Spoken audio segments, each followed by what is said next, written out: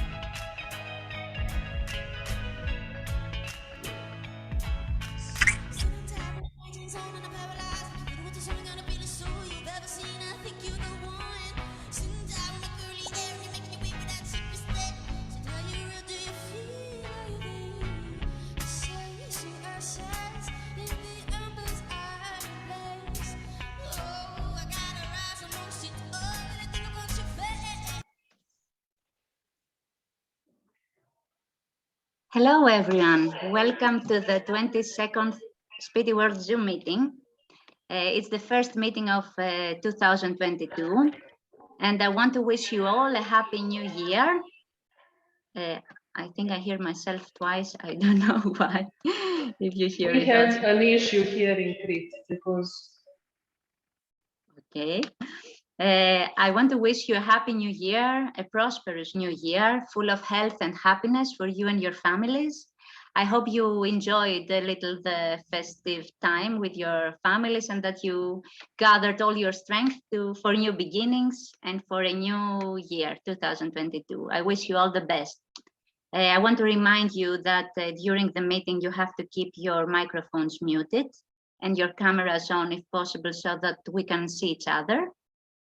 And we will have time at the end of the meeting and at the end of each presentation to make questions or say anything you want to. We will begin now with a small greeting from the General Manager of SPITI World, Mrs. Kalinka Zerva. Hello, Kalinka. Good afternoon to all from Crete Island. Today I'm here. It was a very, very spring day here on the island. We did some inspection for our future projects for the 2022. The feeling is that everybody needs to return to our old normal, no matter that it will not be so easy anymore because of all global changes in people behavior and people thoughts and everything. I would like to thank you very much for being with us again and trying to support this project, which we truly believe a lot. And we want that SPITI World truly connect people from all around the world and give solutions to the people who are involved with travel industry and who want to fight for a better future of all us who are involved with tourism and traveling. I would not want to keep more time.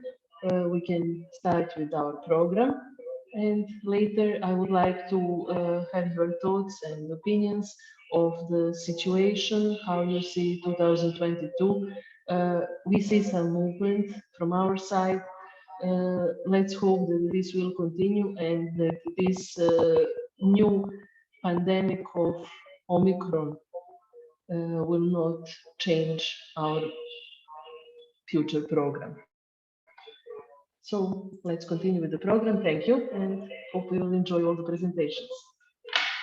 Thank you, Kalinka. And now, before we begin, I want to mention that unfortunately, due to COVID-19, our partner from Cyprus will not be able to make the presentation of Limassol today, but for sure we will plan it for one of our next meetings. I hope she gets well the soonest because these things with the COVID-19 are unpredictable. So let's begin now with the news from the travel industry from the previous month from Mr. Kostas Lapas.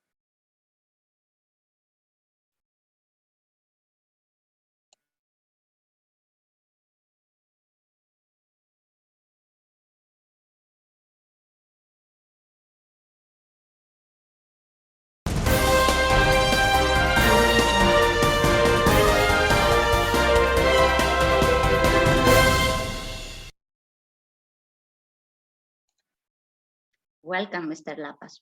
Hello, everyone. Hello. I wish you happy and healthy new year and a better year than last year. Nevertheless, I'm here to tell you last month's travel news as they were recorded the end of December. As you know, the Omicron variant came from South Africa a month ago. But last week, President Biden has lifted the restrictions for traveling into the 9 South African countries as the US government thinks that the variant is not a threat anymore to travelers. Second news is that thousands of flights these last 2 weeks of the holidays were canceled around the world and the USA due to the Omicron cases affecting the travelers as well as airport workers. A lot of airlines were left with very few workers to operate the planes, therefore they had to cancel the flights. So you realize how many thousands of travelers were stranded at airports. CDC, the disease control in the United States, advises travelers to avoid cruising regardless of vaccination status and advised that the cruise lines did not take it well. They were very unhappy and they think the advice is unreasonable, especially the beginning of the year. 32 new cruise ships will debut in 2022 with more than 44,000 new berths, which is an indication, that's why I wrote it here, of the positive outlook that the cruise lines are seeing in 2022. Norwegian Cruise Line, NCL, is expected to bring more than 200,000 passengers to Greece this year. As the CEO, Harry Sommer, said last week in a meeting he had with the President of Greece, the Prime Minister of Greece. He also announced that he will make the port of Piraeus as a home port for 50 routes in the Mediterranean. That's a good news. The safest places to travel in 2022, according to a poll, according to a US State Department disease control, were voted the United Arab Emirates, British Virgin Islands, the islands of Jamaica, Bahamas, Iceland, the island of Fiji, Canada, Grenada, and New Zealand. It seems like those countries had the fewer or the best manageable way of handling the virus. Lufthansa announced last week that in 2022 will fly directly into the Greek airports besides the mainland airports in Crete to Kalamata, Skiathos Island, and Samos Island. That's a good outlook for bringing more passengers into the Greek islands. The most popular cities in 2021, according to an Instagram poll, for the best nightlife, which we all want to know, so we know where to go for nightlife, that the subscribers of Instagram voted were Paris, London, Athens, Rome, and Warsaw. So now you know where to go for nightlife. Germany also has announced quarantine for UK travelers in order to slow down the Omicron spread, and it's expected that other countries will follow with the same rule. We'll wait and see. And last but not least, the numbers for the Greek tourism in 2021 closed with 14 million tourists visiting Greece and 10 billion in revenues. And the statistics are predicting that in 2030, Greece will reach 50 million tourists and 27 billion in revenues. Let's hope that that will come true. Thank you very much for listening to me and to the World Travel News. And I hope to see you next month, the first Wednesday of the month. Thank you.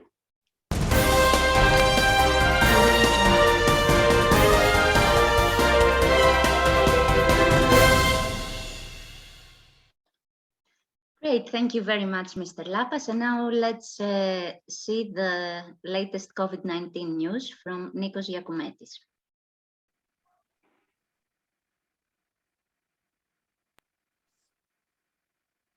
Good evening, ladies and gentlemen. My name is Nicholas Giacometis, and this is the COVID-19 pandemic report as delivered to you by SPITI World. I would like to start my presentation by wishing you all a happy 2022, full of joy, many successes, and above all, good health for everyone. The latter may prove a bit challenging to achieve as the COVID-19 virus still remains in our lives almost 2 years after its first appearance, causing problems that were considered science fiction before December 31st, 2019. Against one variant or another, the whole world continues to battle a war that sometimes feels very uneven. Its latest variant, Omicron, is now spreading at lightning speed, and scientists have concluded it is highly transmissible among fully vaccinated adults. In country after country, the new variant has outcompeted each of its predecessors, including the Delta variant, with one case of Omicron sparking at least 3 other new infections on average. Cases have soared to record highs in parts of Europe and America, where about 500,000 new infections have been recorded in a single day. Countries like Italy, Greece, and France, for example, ended 2021 with record high numbers of new confirmed cases of COVID-19.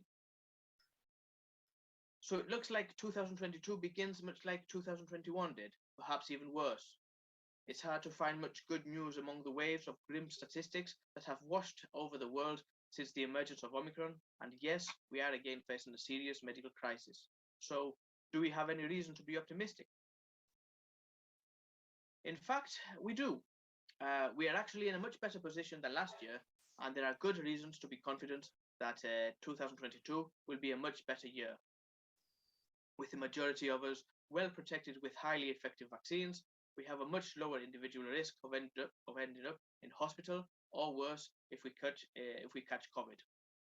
And new vaccines are in development that will make it easier to manage the coronavirus variants that will inevitably emerge over the coming year.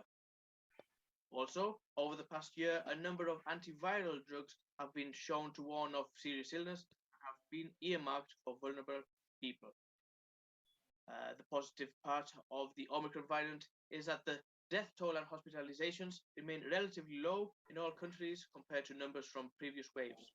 Scientists have uncovered a possible biological explanation for Omicron's apparent reduced severity, which is that although the new variant is much more efficient compared with Delta, it is far less efficient in spreading in the lungs, where it would pose the greatest danger to an infected person.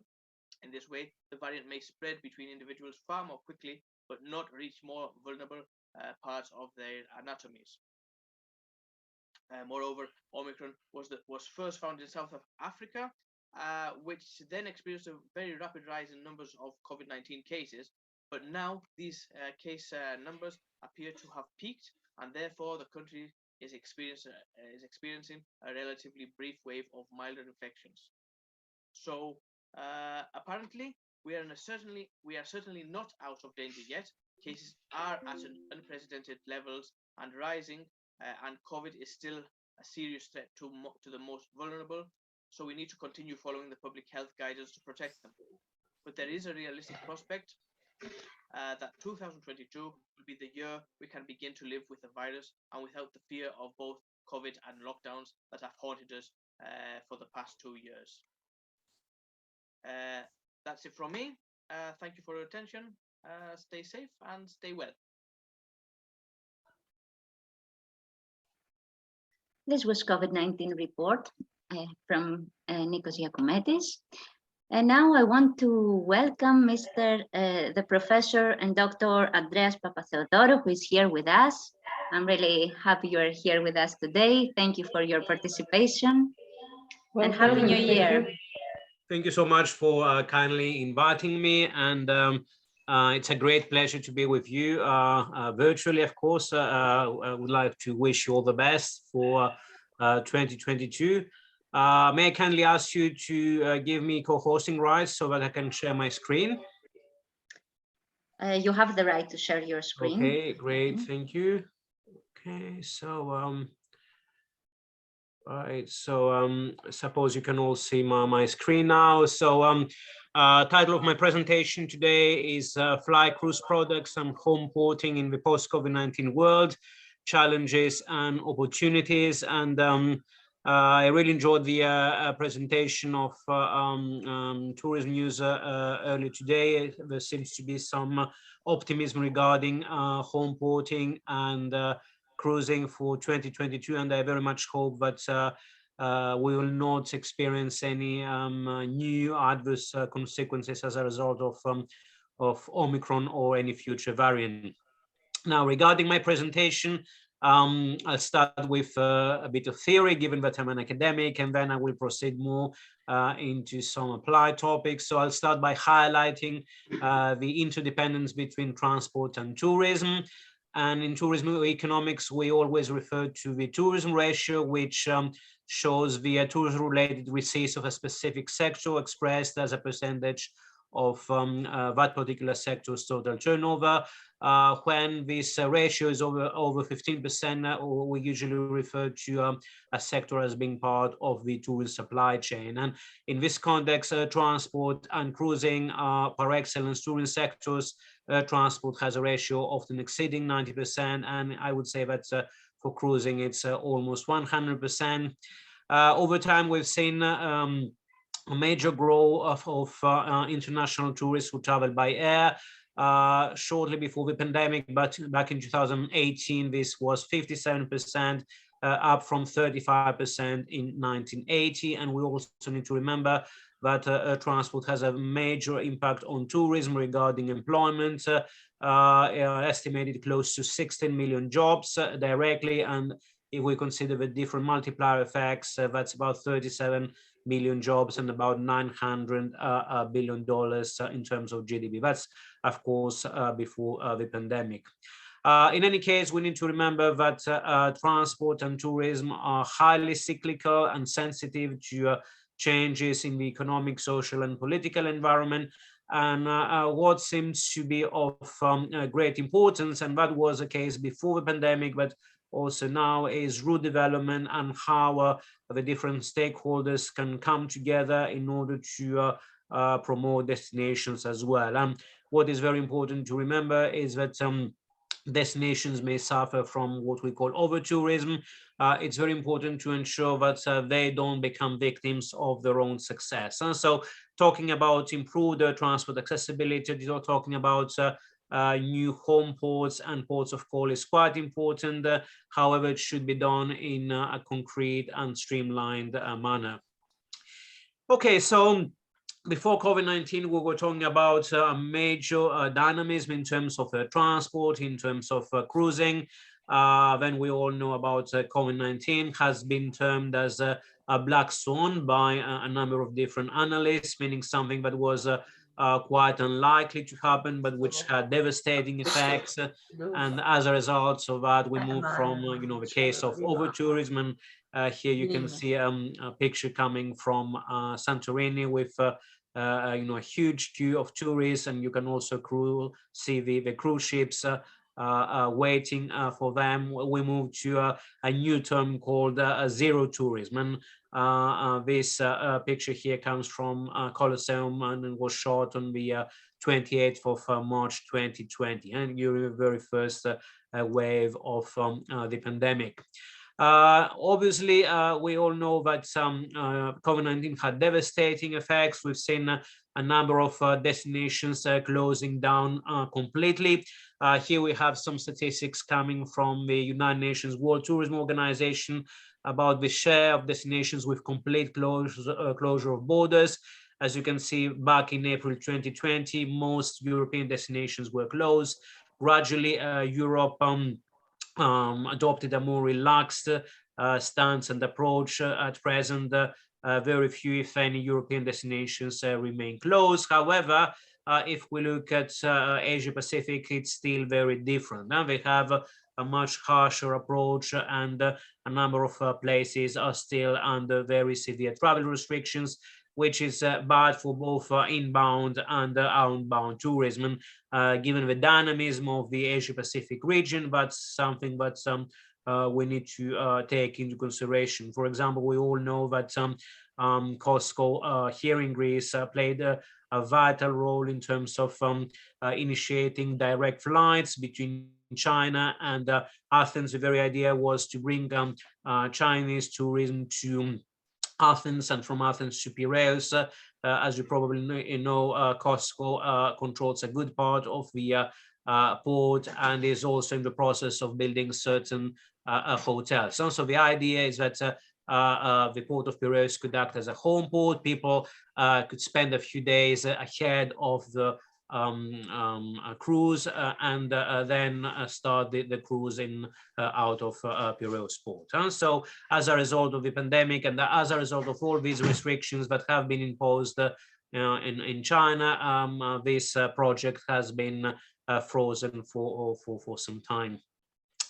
As we all know, and because of all these restrictions, we saw a virtual collapse of international tourism arrivals in 2020. As you can see in April, May 2020, where we're at minus 97%, then a gradual recovery, then a new wave of the pandemic and a new set of lockdowns.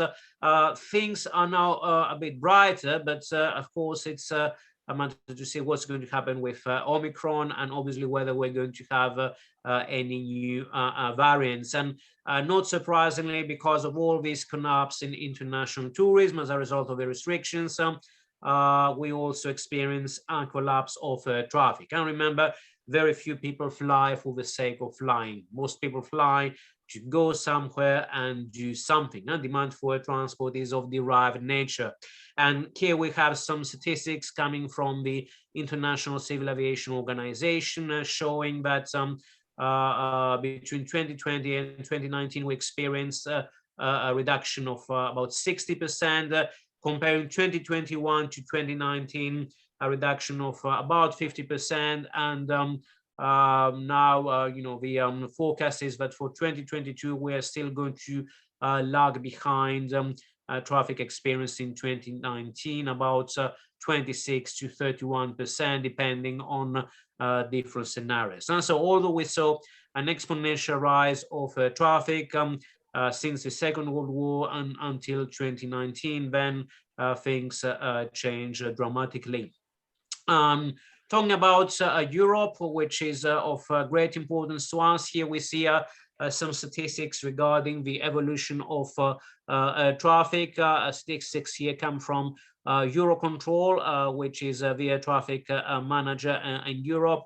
What you see on the left hand side of this slide refers to statistics coming from the 11th of August, so that's in the middle of the summer. As you can see, most airlines had recorded severe reductions, although it was during the peak of the summer period. And in terms of the busy states, we can see that the Mediterranean does play an important role. So we see countries like Spain or Italy or even Greece being in the top 10 just because many tourists wanted to visit the Mediterranean region during summertime. Whereas what we have on the right-hand side are statistics coming from the 10th of November. So that's a kind of off-season, as you can see, minus 20% compared to an equivalent day in 2019. In terms of the top 10 busy states, Greece, for example, is no longer there. We tend to see more, let's say, traditional major markets. So now the list is topped by Germany, followed by France and the UK, which are traditionally very big markets.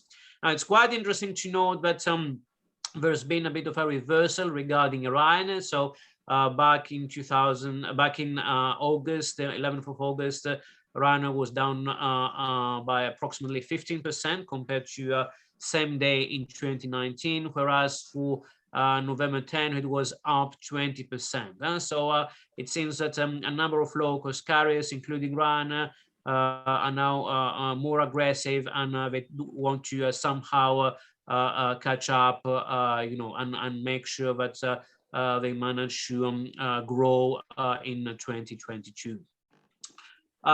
Here we also have some other statistics regarding airports. So what we have on the upper side of this slide refers to November, where you can see a number of airports predominantly in Northern Europe as being the busiest ones. So we have Frankfurt, Munich, Amsterdam, Heathrow, Charles de Gaulle, Oslo. We also have the two airports of Istanbul in the biggest airports in Europe capacity-wise, IGA and also Sabiha Gökçen.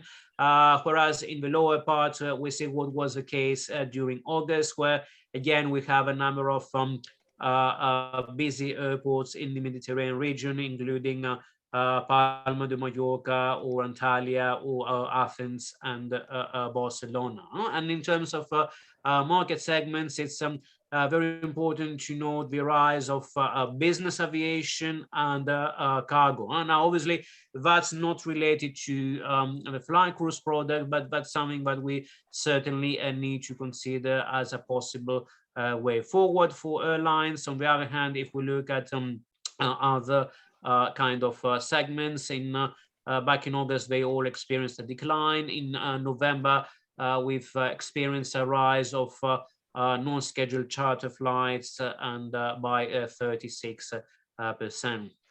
Coming now to some statistics about cruising. Here we see the evolution of leading ocean cruise destinations worldwide in 2019 and 2020. Not surprisingly, again, a picture of collapse. The biggest market, which is traditionally the Caribbean, Bahamas, Bermuda. Back in 2019, we had almost 12 million passengers, down to slightly less than 3 million in 2020. Also a major disruption of the market in Asia, and percentage-wise, that's also very, very significant. And in terms of our interest, we can see the collapse of the Central and Western Mediterranean from about 3.2 million passengers down to 225,000. And for countries like Greece, what matters, of course, is Eastern Mediterranean, where the market almost evaporated from 1.22 million passengers down to 30,000, which is obviously very, very problematic. And not surprisingly, what we saw previously in terms of passengers is also confirmed here in terms of percentage change. And here we can see that major countries like Spain or Portugal have experienced very big reductions, close to 90%. That's also the case, for example, for Turkey with 81%, or the case of Italy, for example, which is has a major home port in Civitavecchia, close to Rome, 84%. But also in cold waters like the UK or Norway, the reduction was very, very substantial. And coming now to 2021, I would like to show you these interesting figures. As you probably remember, the 29th of November was a very big day. It was the day that Omicron gradually, or I would say suddenly, came into the foreground as the new kid in the block, and that obviously rattled the stock markets. And so, as you can see, statistics here come from that very day, and not surprisingly, travel stocks crumbled. But it's quite interesting to note that this predominantly affected cruise operators, and all three major cruise operators, Royal Caribbean, Carnival, and Norwegian, they reported double-digit drops in terms of the share price, 13%, 11.2 in the case of Royal Caribbean, 11.4 for Norwegian, 11 for Carnival, whereas for airlines, so OTAs, the online booking agencies, online travel agents, situation was still bad, but not as bad as in the case of the cruise sector. So if we want to consider all these statistics and talk more specifically about fly cruising and home porting, but as you may appreciate, the fly cruise product is a composite product, is inextricably linked to home porting, at least in the Mediterranean region. And why is this the case? Because domestic demand for cruise services is usually not very strong. I mean, if you consider cold water markets like the UK, there is a very strong domestic market. If you consider countries like Italy or predominantly, let's say, Greece or Turkey, domestic demand for cruising is not that important. So if we are to develop further the cruise sector out of these countries, we need to rely heavily on inbound tourism and on the fly cruise product. So the very idea is that tourists fly from major Northern European countries to important cruise ports in the Mediterranean, like Civitavecchia, or hopefully in places like Piraeus. And the idea is that they arrive a few days ahead of the cruise starting date, and then they spend a few days near those port areas engaging in traditional holiday making. So as a result of that, they tend to spend money in hotel accommodation, food, entertainment, sightseeing, and this is quite important for the home ports because it results in an increased per capita consumption, which is usually much higher compared to what is the case at the various ports of call. Now, we need to understand that the fly cruise product and the home porting, they do rely on efficient intermodality. And that's the way that we link the different transport modes. And on top of that, we need advanced levels of infrastructure, and we also need streamlined operations in terms of everyone who is involved in the supply chain. Now, this can prove a bit problematic in the context of COVID-19 because if you end up experiencing disruptions at one level of the supply chain, these may cause a negative chain reaction throughout the system. So that's certainly a point of concern that we need to consider. Now, here we have some pre-pandemic statistics regarding the fly cruise product. Unfortunately, I was unable to find any statistics since 2020, but obviously they would be a bit disappointing as expected. Here we see the evolution between 2016 and 2018 regarding the proportion of fly cruise products sold in Italy, which is a major market in the Mediterranean. As you can see, a rise from 18.5% to 24.5%. So that means that not only in absolute, but also in relative terms, the fly cruise product becomes more important. Now, what is perhaps a point of concern is what we have in the UK. Here we see the share of fly cruise and UK port passengers in the UK between 2010 and 2016. Now, as you can see, fly cruise was more important than UK ports throughout that period, but there seems to be a downward trend. And so that means that UK tourists seem to, at least in relative terms, become more interested in either cold waters cruises or cruises starting from a port in the UK anyway. And if you also consider the whole case about staycation and how people prefer to stay closer to home and how they prefer to avoid any complicated logistics, that might be a case of concern perhaps in the post-COVID-19 world, because it might just mean that people might prefer to not to engage into a kind of a composite fly cruise product, but start the cruise from a port near the main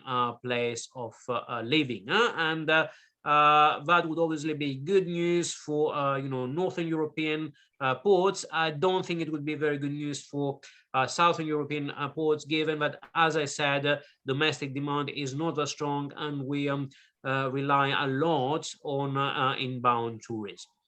So in terms of how things will evolve in the post-COVID-19 world, obviously I don't have a crystal ball.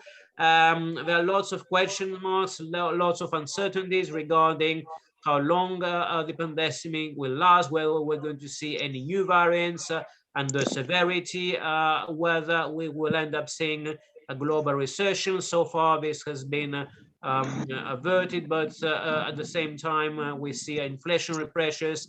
We don't know what the end result will be. And remember that cruise product is characterized by a relatively high price and high income elasticity of demand. And so if we end up experiencing a global recession, that might have bad impacts on cruising and on fly cruising as well.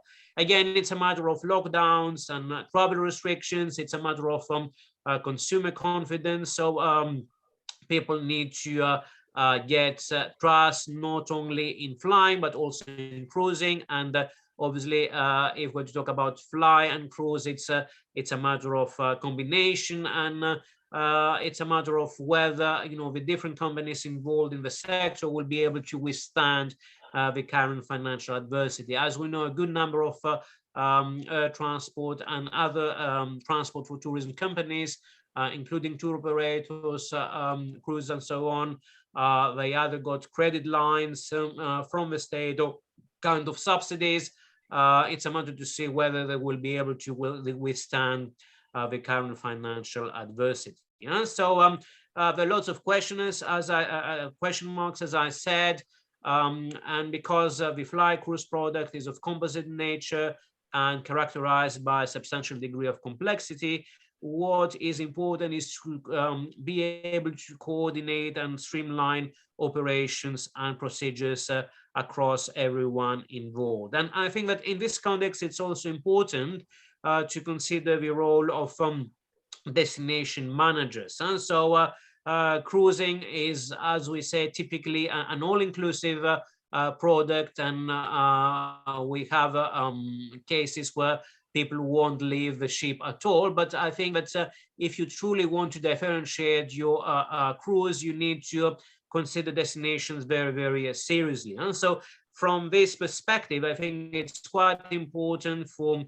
transport for tourism stakeholders and also for cruise liners to work closely with destination managers. And I think that in the aftermath of COVID-19, many of the destinations would like to develop a new revenue management model and become, much more sustainable than in the past, and avoid, mistakes related to over-tourism and so on.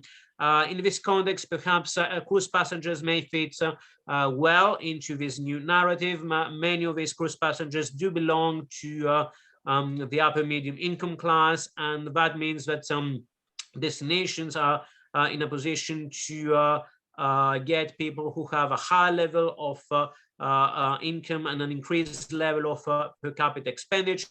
So that means that with the same or even fewer people compared, let's say, to previous years, we would still be able to attract a good level of income. And that's obviously not only for ports of call, but predominantly for home ports. So I think that some Mediterranean destinations, especially those that have good port facilities, should very seriously think about how they can possibly liaise with other transport for tourism stakeholders in order to further develop home porting and flying cruising. I think that this can prove very important. As I said, a number of challenges and question marks to consider. However, I think that this is something that destinations should seriously consider in the years to come.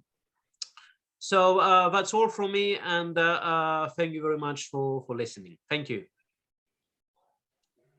Thank you very much, Mr. Papatheodorou. I Thank think you now, Troy, for this analytic presentation. yes, we learned a lot, and now it's the time for the audience to ask if they have any questions or if they want generally to ask something the professor. If you have any question, you can raise your hand or you can write it in the chat and we can read it. Is there any question?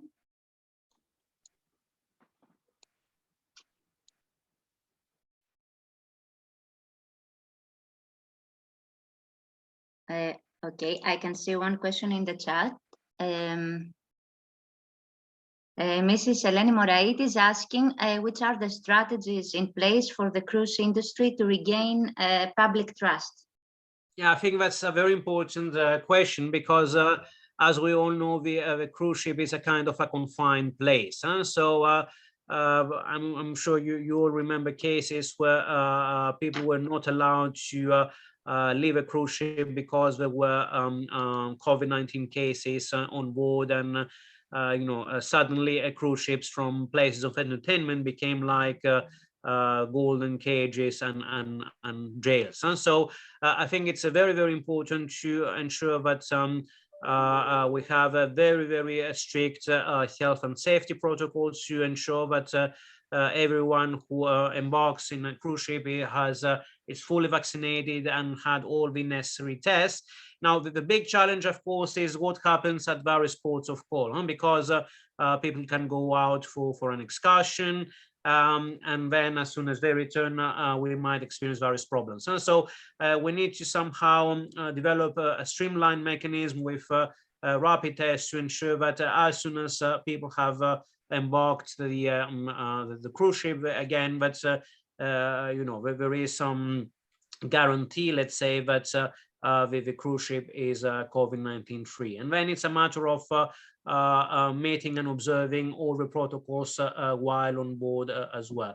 Now, obviously, we may end up having cases, but I think that's the best we can do. Right? It's a matter of saying that a cruise ship can be a safe place and a good way to go ahead on vacation. And remember, it's similar to the case of an all-inclusive product. And if you're a big hotel, what you would like to advertise is a kind of safety, because you work as a confined place, so there's not much in and out, and people can sort of, let's say, enjoy the holidays in a COVID-19 free environment. Again, if we manage to build same kind of narrative for cruise ships, I think we will be able to gain public trust once again.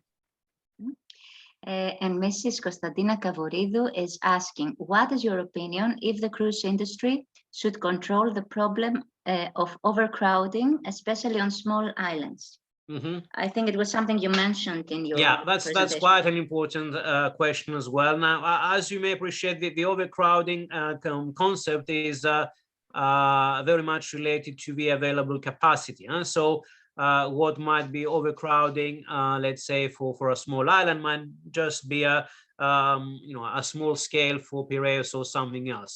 So that's why I think it's quite important for cruise liners to work closely with destination managers and port authorities.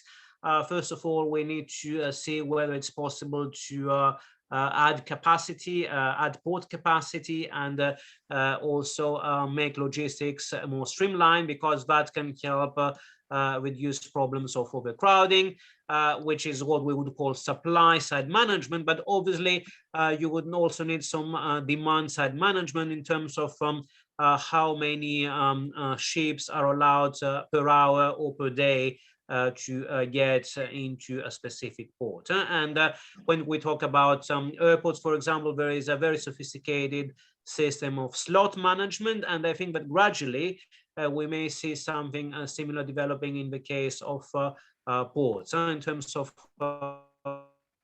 how different slots can be managed in ports, especially small ports. And with COVID-19, we also need to refer to technology in terms of having specific mobile apps showing an optimized timings in terms of when people should disembark and re-embark and all this stuff. So what is very important is to develop a closer dialogue between all the involved parties. Okay, and Mr. Lapas wants to make a question.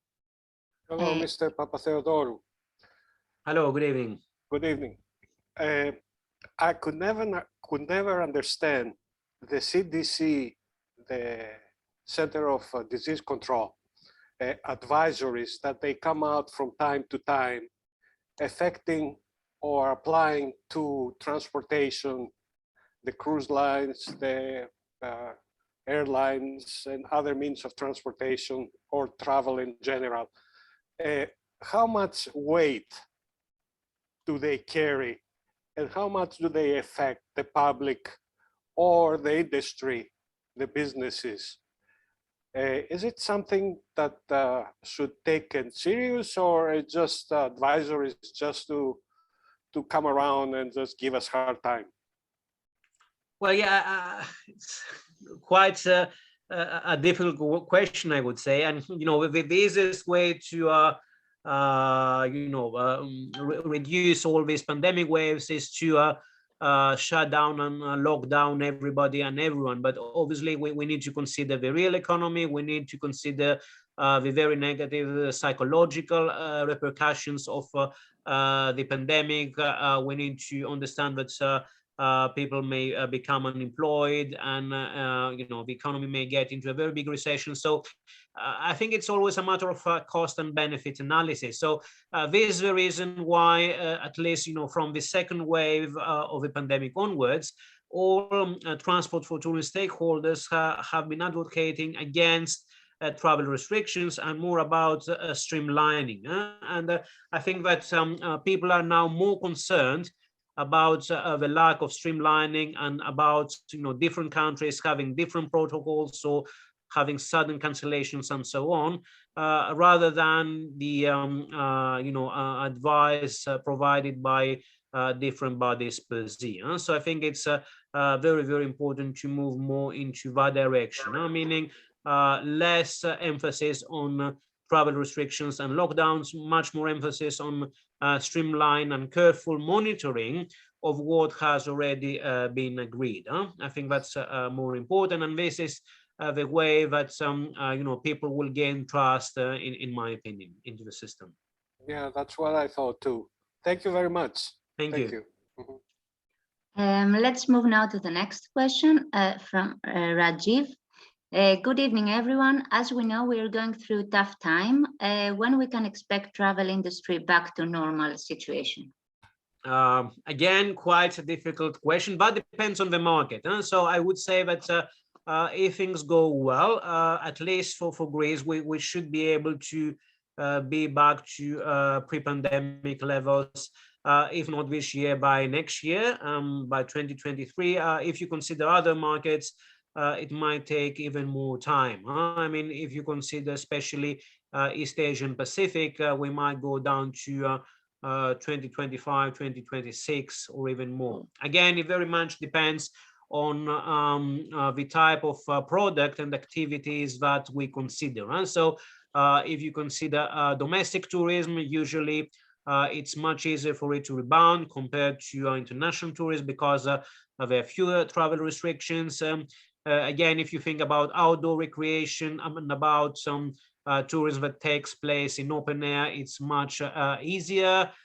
So there are different things to consider, and depending on the market, there are different questions and different answers. But I would say that overall, and provided that we don't see a dramatic deterioration once again, I think we will see a full rebound between 2023 and 2026, depending on the market. Thank you for this answer. It wasn't so optimistic, 2026, but let's hope it will happen the soonest. The next question is from Mr. Konstantinos Melas, who is asking, saying, we see that many airlines are giving a vote of trust to Greek destinations. How do you evaluate the airline development in Greece for 2022 and the upcoming years compared to the destinations competition offers? Well, as I said before, if things go well in 2022, we will be very close to a full rebound. So we will be very close to 2019 numbers. Again, as I said, there are many asterisks here, but our country has managed to build a good reputation of managing the pandemic during the previous years. Now, obviously, Omicron has changed the scene, but that's for the entire world, not only Greece. And on top of that, we need to remember that the Greek product is characterized by a good level of quality. We are part of a stable zone, both financially and politically, and this obviously adds a lot. And if we also consider that most of our inbound tourists are from the European Union, and until a few weeks ago, everything was kind of streamlined within the EU. I think that we will have a good period, and we will be very close to 2019. I mean, the optimist scenario is that we will see a full rebound by this summer. A more realistic scenario, in my opinion, is that we will be close to a full rebound, but we will be at 2019 levels by next year. Thank you. If someone else has a question, now it's the time, because we will move on. You can raise your hand or write it in the chat. I cannot see any other question. So I want to thank you again for your presence. Thank you so here much today. for inviting me. Thank you. Thank you.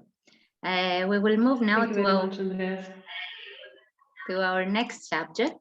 We have today Mrs. Negila Sevalyavas, sorry if I don't pronounce it well, from Korumar, Ephesus Beach and Spa Resort.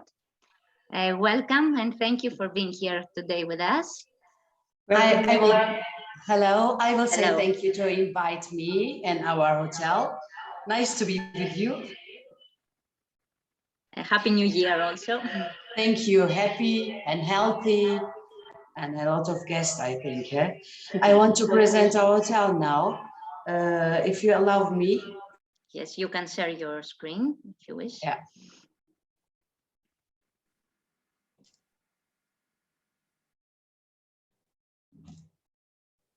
So, Korumar Hotel is open in 2018. In total, we have 388 rooms, which is with 2 buildings.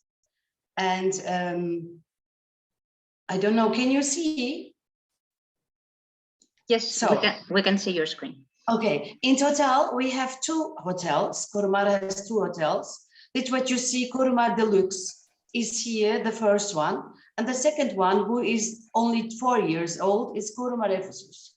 Korumar Ephesus has, like I told, 388 rooms and 5 different categories. And we are next to Ephesus, like you, I took here Virgin Maria's house, Ephesus, and there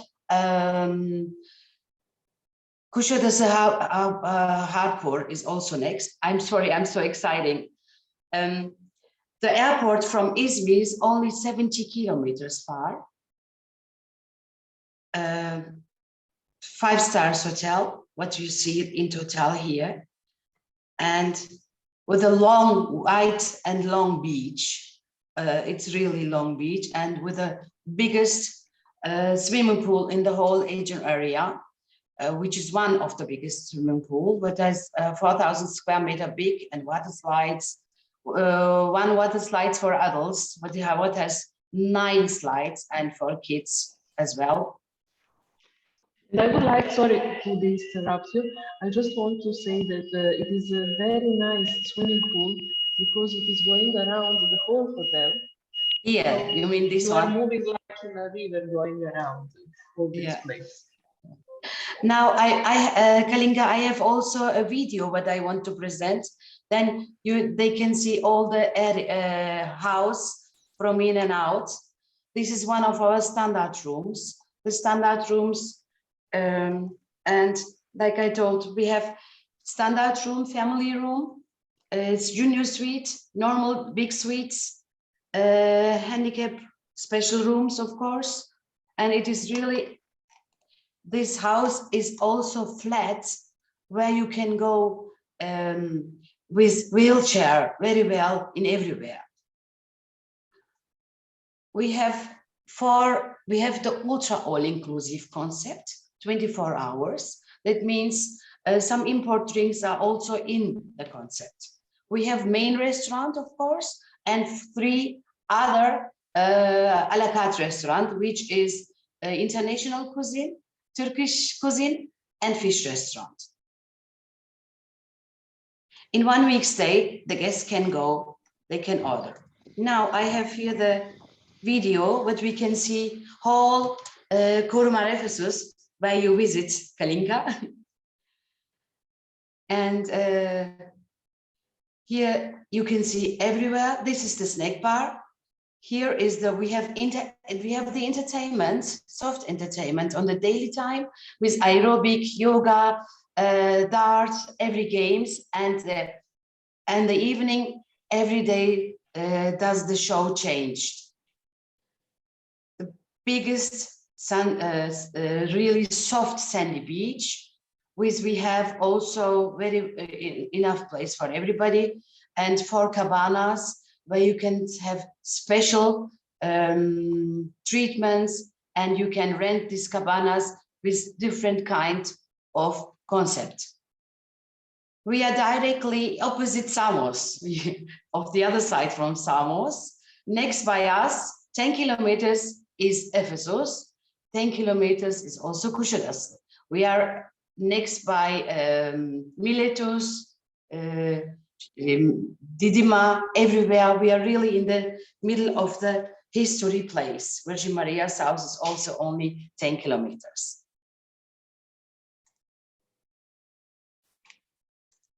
So also, it's really a big place for kids, families with kids. The Children Kids Club offer from 4 years till 12 years with inside and outside playgrounds. This is the biggest, one of the biggest in the area from Kuşadası, the spa, which has really 3,200 square meter big, a big fitness and indoor pool as well, what is heated on the from March till May, and after September till end of November. This is also one of our tennis courts. We have 2 tennis courts, 1 football field, and on 1 basketball. I'm sorry. So these are our awards what we get. It's really, we have tasted monthly from TÜV, Safety for Safety Tourism. These are our awards. I don't know if you have any questions for Korumar. Yes, I would like you to inform the clients which of the facilities the hotel is providing are free of charge, if they are on a half board basis, full board basis. So to give maybe more information, what can they use in a package price they have paid and what is extra. Okay. What is when you, for example, you come to Korumar Ephesus, you book ultra all-inclusive. That means from the morning till midnight, you have ultra enjoying the house. The extra facilities is you can book a cabana, you can have baby chair per rent, you can have of course water sports is for extra, and what you have massage and peelings are extra. Other size inside the spa, what you have, all the facilities are in the price. Only if you want to have peeling or massage, this is extra. And the water sports is also extra. They have to be, it's everything with benzene. Otherwise, it's nothing extra. So anyone else who wants to make a question, you can write it in the chat. You can raise your hand. Hi, good evening. Hello. Hi. I got a question. Like, as we know, like, we are like Asians. If you talk about Asians, if you talk about you know, we have a certain preferences of food. So, Sorry. like, since I'm based in India, and people love to travel to Greece, Turkey, but you know, there's always they have a question in their mind: am I going to get an Indian food or Yes. any international food where we can survive? Like some of them, like they prefer veg or vegan. So in Of that course. case, how are you going to help me out? It is like this. On the main buffet, we have everything written, what is inside the dishes. And also we have a vegan place for vegan customers. And we have also a diet buffet. We have a children buffet. Everything is written, sir. Okay. And we have Thanks also a lot of Indian guests. It's all around the world. We are Yeah. just eagerly waiting when the borders are going to be open, like Yeah. so we can start up. It will be nice. Of course, the world needs a different destination. Everybody comes first to Antalya, and now it's Correct. start to come to Aegean, to Kuşadası. Thanks. So how many rooms inventory, basically? How many keys inventory? How many rooms? 388 rooms we have. In total, Okay. we 102 buildings. In one building, we have 224. In one building, 164. That means on a building like this, here, this is the main building. And then we have also this building. This has own entrance to the swim-up rooms. Swim-up rooms, it means you have entrance from the outside. They cannot enter to the pool from the outside, only from the terraces. And these we have 82 rooms about this. And the front, this side is our suites. Here, everywhere here are the suites. And these are the standard rooms. Okay. Only and by how the about the box? Sorry. Please carry on. Only from the swim-up room, by the swim-up rooms, are children under 4 years old not allowed. Okay. And how about the ballroom or like a banquet? Like some of the bathroom are everywhere the same, sir. They are with douche. No, my question is ballroom. Ballroom. Banquet. Banquet. We have four banquet rooms. One is the biggest one for 1,000 people. The other one is for 600, 300, and 150 people. Okay, so we can look forward for the MICE group as well. Of course, you will enjoy. We at the Sylvester time on the New Year, we had 900 Sylvester guests, New Year guests. Okay. Yeah, we made a nice party. I can send it to you. Sure. Thanks a lot. Thank you. Welcome. We have also in the chat some questions. Mrs. Ioanna Fardelou is asking, which is your main market? And if the hotel is more orientated for the family vacations? So we are really, we are an international hotel. I cannot say this market is more than the other markets. Like I can tell you only, we have the German, English, Holland, Belgium. Of course, since 2 years about pandemic, the whole Belgium guest doesn't come. We have guests from France. We have Bulgaria, Romania, Belarus, and of course, Turkish guests, and Turkish guests from Europe. And how about if the hotel is more orientated for the family vacations? In the high season, our guests with family, with children more, but we have every facilities. On the start of the season, are more couples. You know, also German guests are more after till June, the German guests are coming. It is not so hot. June, July, August are more English, Irish, and Bulgarian, like Balkans guests there. Okay, and another question, Mr. Nasos Evangelou is asking, what have you done with your staff during this period of low hotel occupancy? Did you choose any flexible solutions? Any support from the government? I don't know if you had, by the COVID, for the COVID, in this winter time when we are closed, last year and 1 year before, we had half our salary paid the government and the other half paid our Korumar management.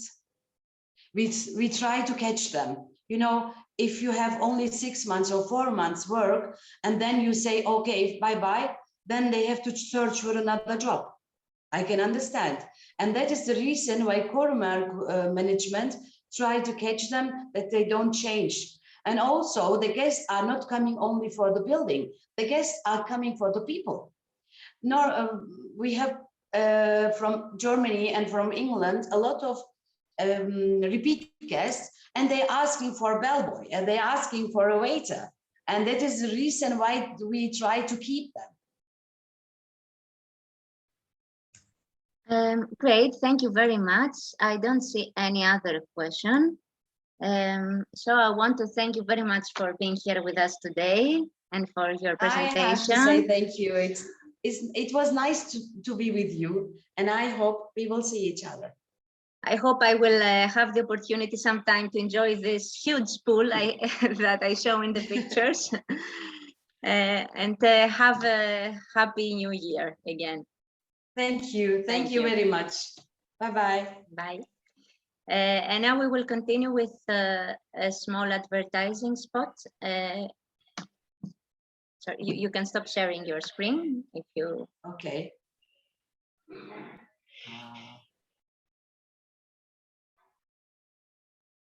So. Thank you. Bye.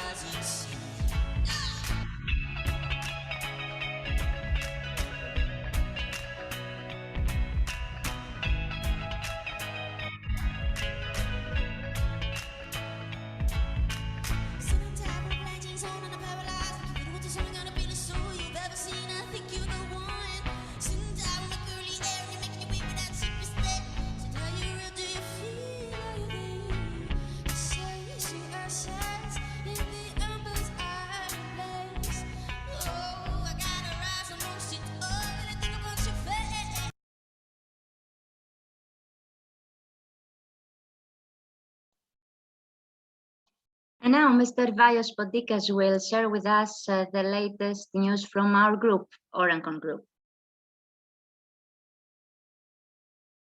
Mr. Podikas?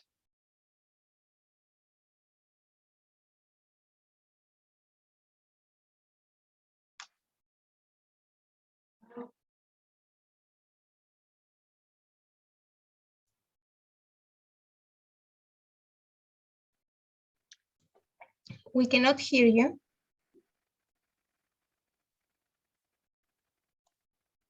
Mr. Vaios? Sorry.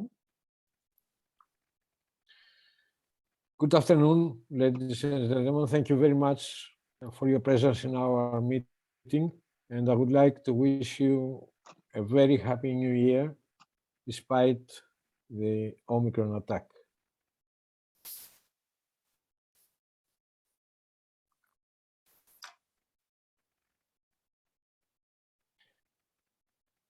Till the end of November, beginning December, we worked hardly in order to be ready for the upcoming season. New administrative and commercial structure, the organization of the booking departments, investments in new technologies, all in one day has been covered under the shadow of the new variant Omicron. During the first days, we have been just watchers of any related evolution, and we avoided to reach any conclusion. But to be sincere, our psychology has received a new hint, and for some days we didn't know how we should react. Our top management started to work on various possible scenarios. We should stop our development and waiting for a clearer image, and all this work we made will be lost and all of our projects should be cancelled.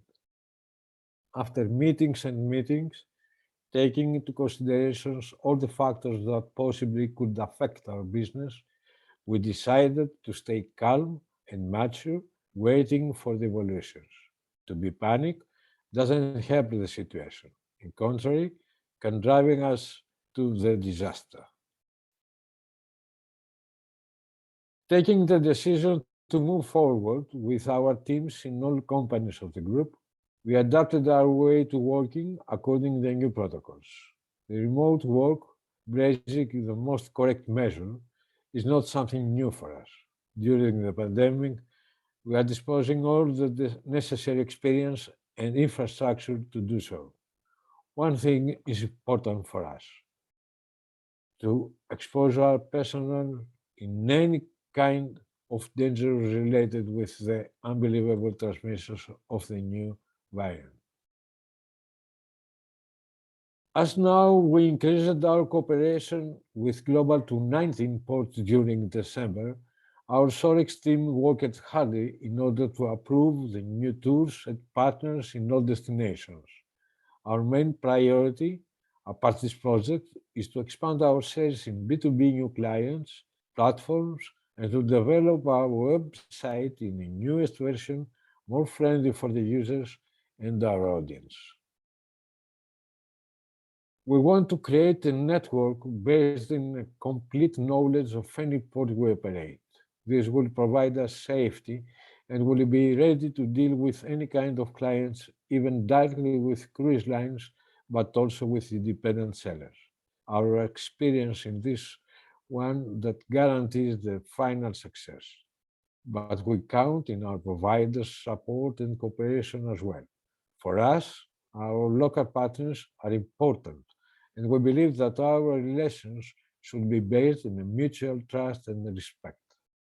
This project needs to try altogether hardly.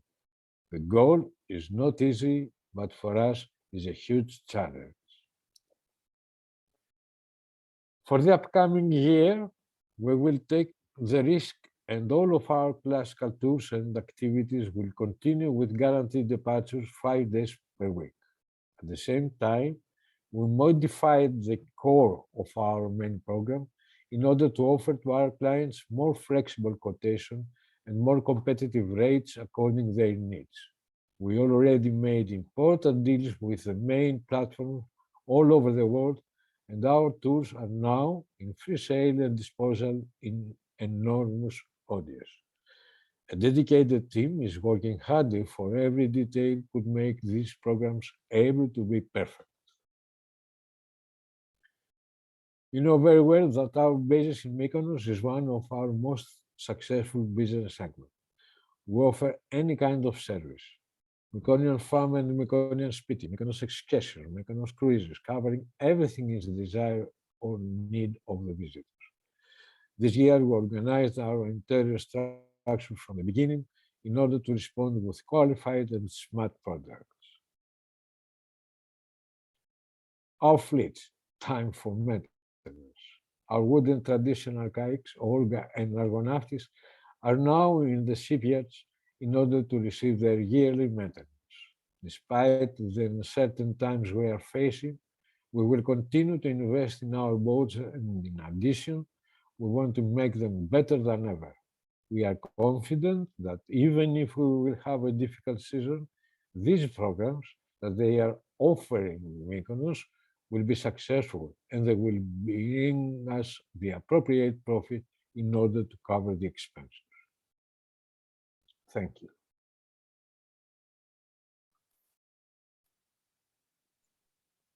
Thank you. And now it's your time. It's the time that you can share with us your opinions, your thoughts, your wishes maybe for next year. Kalinka? Or maybe just to inform us how is the impression of the season 2021, which we have passed, more or less successful. I know we all give our best. Maybe Chevy, you can say a few words. How was in Spain?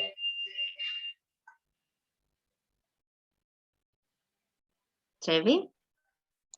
Chevy?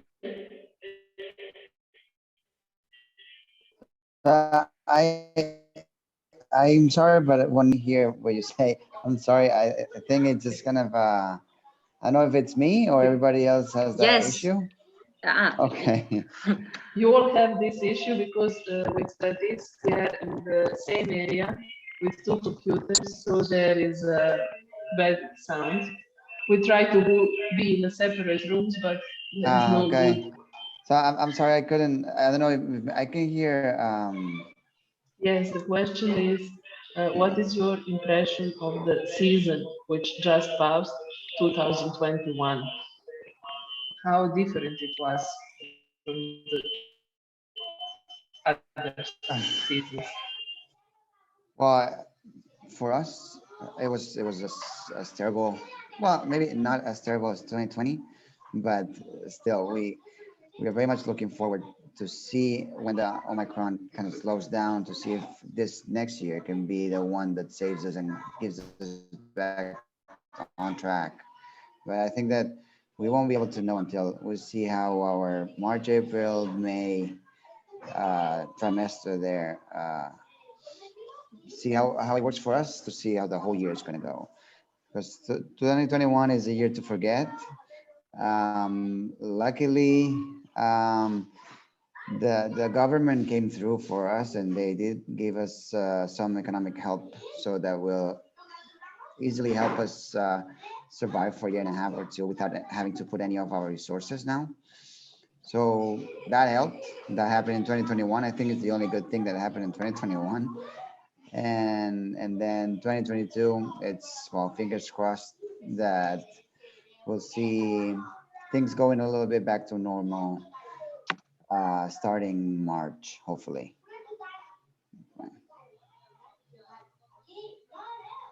Thank you very much, Chevy.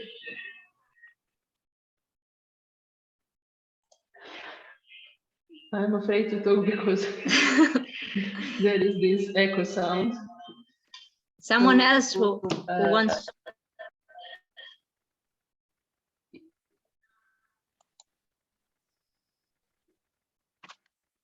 Someone else who wants to take the speech and talk. Is there anyone who would like to share with all our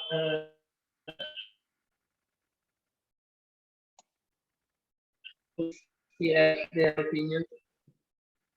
So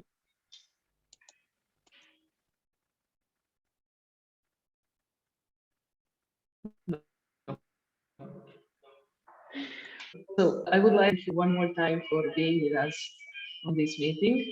We will see you again on the 2nd of February, again the same hour. I'm sorry because of this echo sound, but unfortunately it is not something that can be changed. Next time we will be in Athens, so it will be different. Thank you very much once more and wish you a good season ahead. All the best.